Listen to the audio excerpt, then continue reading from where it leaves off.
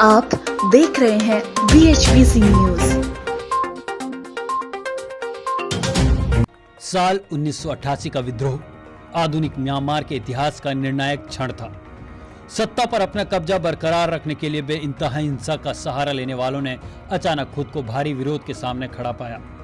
सैनिक शासन ने देश की अर्थव्यवस्था को जिस बुरी तरह से तहस-नहस किया था, उसके खिलाफ जनता का गुस्सा फूट पड़ा था। वैसा ही पूरा परिदृश्य 2021 में देखने को मिल रहा है। म्यांमार में तख्तापलट के खिलाफ विरोध प्रदर्शन जारी है। क्रूर सेना ने अब तक कई प्रदर्शनकारियों को मौत के घाट उतार दिया है। इसके बावजूद लोग लोकतांत्रिक सरकार की बहाली के लिए आवाज उठा रहे हैं। हालांकि अब उन्होंने सुरक्षा बलों से टकराव और गिरफ्तारी से बचने के लिए नया तरीका निकाला है। अब वह गाड़ियों के हॉर्न बजाकर अपना विरोध दर्शा रहे हैं।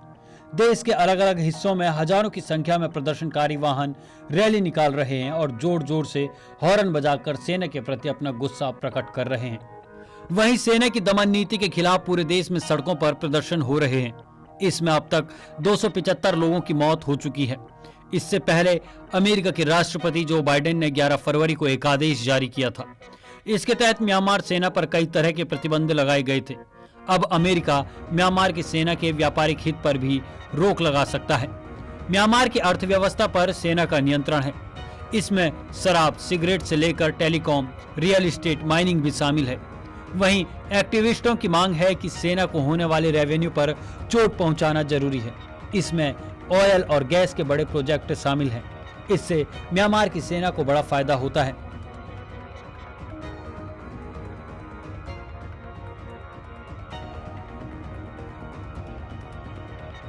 तख्तापलट के खिलाफ हो रहे प्रदर्शनों को शांत करने के लिए सेना ने बुधवार को 628 प्रदर्शनकारियों को रिहा किया।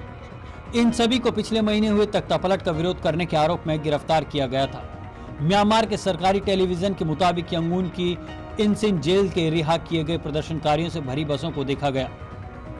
अब तक देश भर में 2812 लोगों के गिरफ्तार किए जाने की बात कही गई है।